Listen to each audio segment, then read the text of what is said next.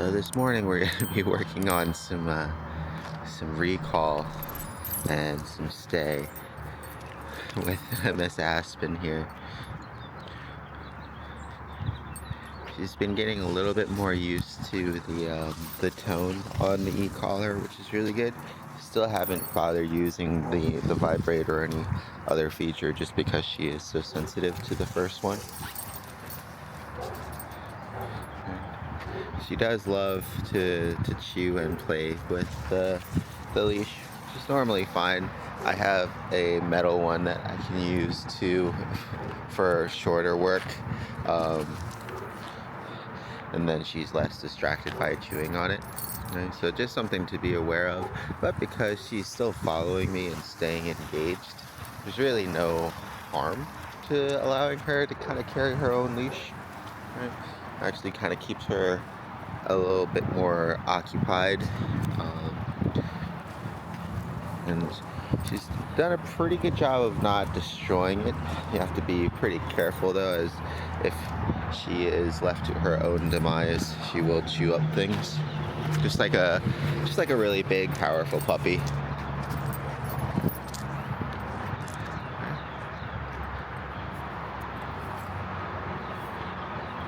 So now that we're a good distance away, Aspen. Yes, good girl. Good job. Still doing our best to work in the order preference of her name, and then either the tone or the leash pressure, just in hopes that she will kind of associate and respond more quickly to her name if she knows, consistency wise. If she doesn't, then the tone, or later on if necessary, like a repercussion like the vibrator or something else to get her attention will happen. Good girl. Aspen, this way. Oh, good. Listen, come on with me. Ready? Good girl. Aspen got distracted with her nose. Aspen, come. Good girl. This way. Up here. Yes. Sit. Good. Wait. Aspen, come. Oh, good job. Still doing baby steps on a lot of things, but at least we're starting to build on the basics that she needs. Over time, as she kind of matures, we can get her to stay longer or be less distracted, hopefully, in the environment. But right now, especially for her, it's been really important to kind of keep things very simple and very fun, very much so like a puppy, just a really big puppy. Her independence, shines through every now and then, but it's important to try not to force things. Good girl. Come. Sit. Good girl. Wait.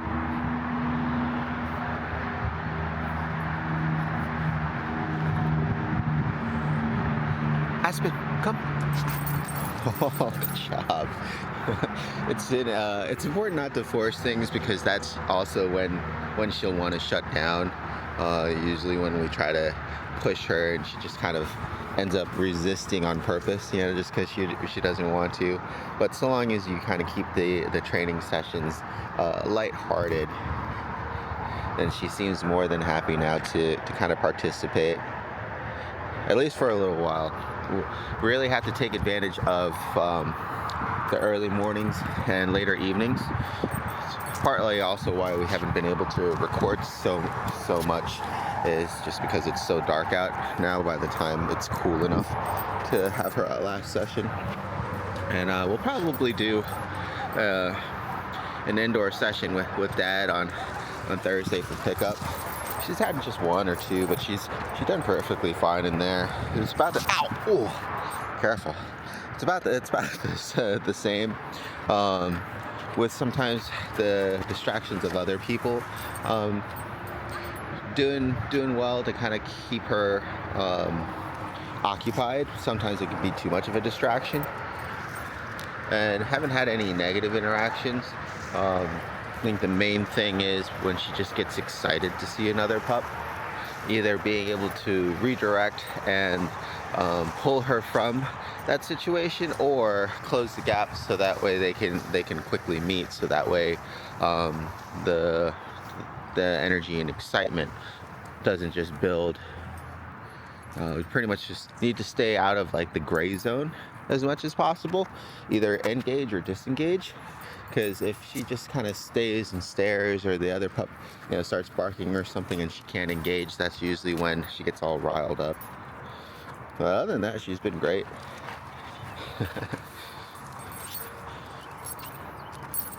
So all I'm doing is just kind of having her follow me.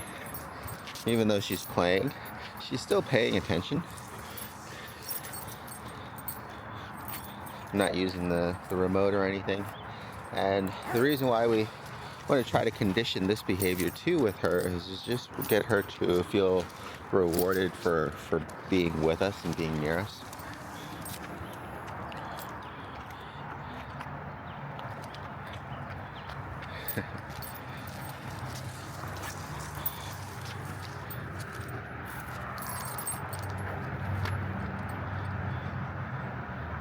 And also, if we need to, we can practice her dropping things too.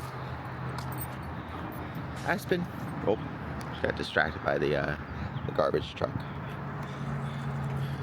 Let's try that again. Aspen, drop. Good girl. Very good. Down. Good, down. There you go. You're a good girl. Yeah.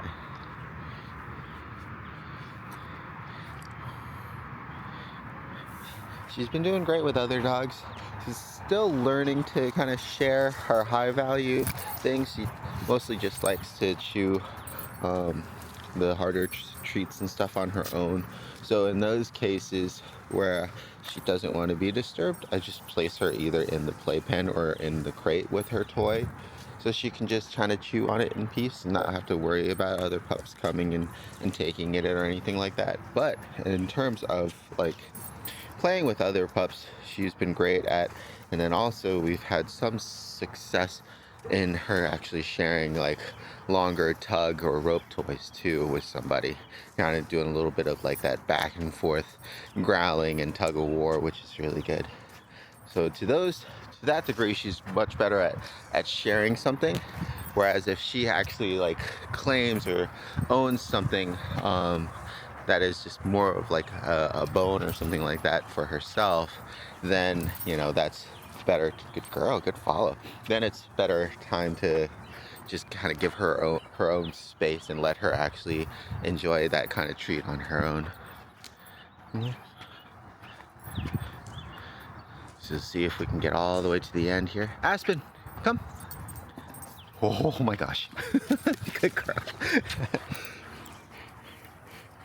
I didn't have a treat that time, but just wanted her to be excited to run up to me. And the way that we kind of developed that was getting her attention, and then almost as she came towards us, started running away from her, right? So really to elicit that chase drive and turn it into like a really fun game of play for her.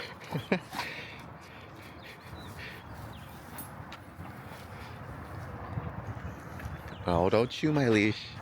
Come here. Hey. Good girl. Good drop. Stay. Stay.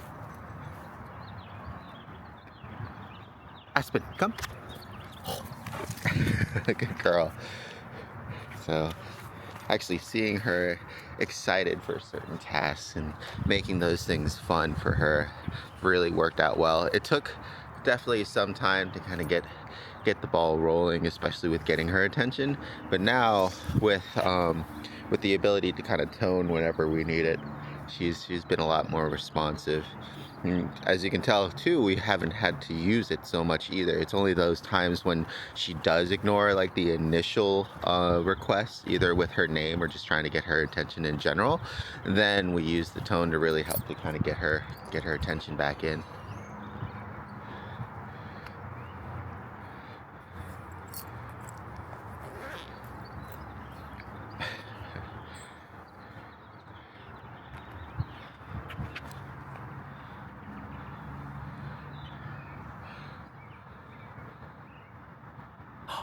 What?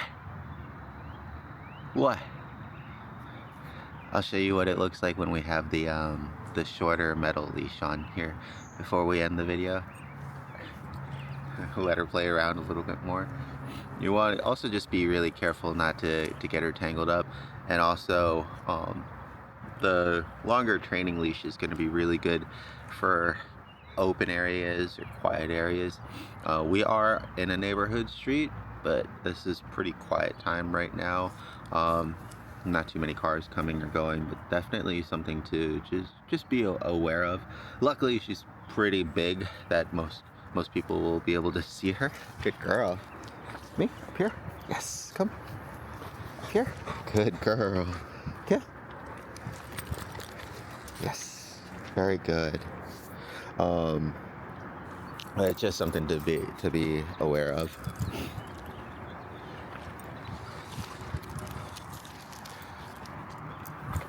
And just be very careful of checking your surroundings and things like that.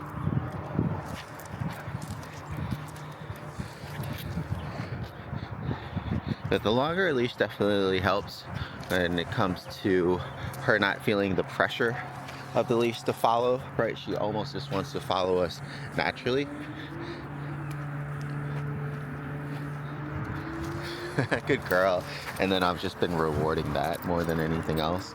Us having a leash or a toy really helps to kind of keep her attention and her focus in.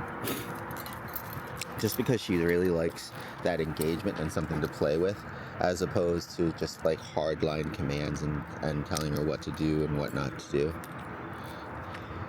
So that would be definitely the number one takeaway, I think, from her stay, is treating her very much so more like a puppy than anything else, and just playing with her and just rewarding her for actually engaging with us and staying engaged and things like that. Right? So like I could have her on the metal short leash, which she won't tug, and then just have like a regular toy or another shorter leash with me. And this is where having like a traffic leash really comes into play, because it's just something that just kind of dangles. Because with this girl, the metal leash really discourages her from biting on it, right? And now we're kind of just more of like a normal chill walk mode. And I use this leash just kind of more like a boundary. Can't get very far with it or anything like that. Good girl. And then when she's paying attention, good girl, I gesture up to my eyes and have her follow me for a little bit before a treat. And then we kind of prompt that heel/refocus. When she's not paying attention, I'll say, Aspen, heel, and I'll change direction. Yes, good girl. And that kind of forces her focus a little bit. Good girl. And what you would do is you would just develop that duration over an extended period of time, or when she gets distracted or starts pulling, that way when you request for her to heel, you're really requesting her to refocus and to follow you, right? Instead of a lot of times people when they do heel, they'll like kind of pull or force their pup back into this imaginary box next to them. It doesn't work so well with her, like I said, because when she feels that pressure, she'll want to do the opposite. So if we just prompt her and let her know that we're moving, and then we just reward her for refocusing and following, that seems to work much better. Just try to keep it nice and neat, keep the leash nice and loose whenever possible too. So that way when we do need it, say we're gonna turn, I'll do both, right? We'll do a little bit of leash pressure, but I'll give her the opportunity first to listen and respond and refocus on her own, right? So Aspen, heel. And then when she doesn't, there we go. Use a little bit of the leash pressure there to help out. Because she still gets distracted pretty easily, right? So as you can see. So I'm trying to just use the leash more as like a boundary. So that way she can't keep going that way, right? But instead of pulling her this way, I just make it so she can't go the other way. And so eventually when she does go the right way and the leash gets loose again, I'm able to just kind of give her praise. So once again, good girl, there you go. So same thing here, if we don't want her to go too far into somebody's driveway, just hold it here. Come on, this way. Come on. Good girl. Yes, very good. And we kind of coax her in this way. Down. Oh, good girl. And you can kind of tell it's not as fun when she can't just kind of run around a little bit and have something to chew on. And so she also ends up like on the shorter leash, either just kind of rolling over or giving up or trying to just play in one spot a little bit more. Good girl. Good girl. Okay. The leash is the boundary.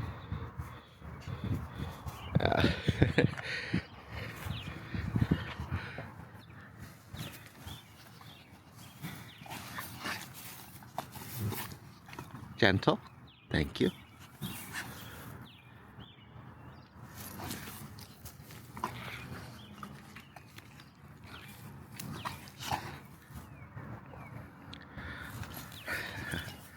We'll go ahead and cut the video now. Usually what I'll do to kind of get her going is either just some constant pressure. See there how she doesn't want to bite the metal leash. Either some constant pressure, or I'll just kind of get up and start running the other way to get her to entice her to chase me and get her zoomies out. Yeah. But now she's definitely coming out of her shell a lot more. It's taken a while. That after we found some more kind of fun ways of working with her and being a little bit more relaxed per se on like just kind of strict traditional training and more so just positive reinforcement and encouraging when she does the right thing and trying pretty hard to ignore when she does the wrong thing. She's starting to make the right decisions a lot more often. Good girl. Say hi.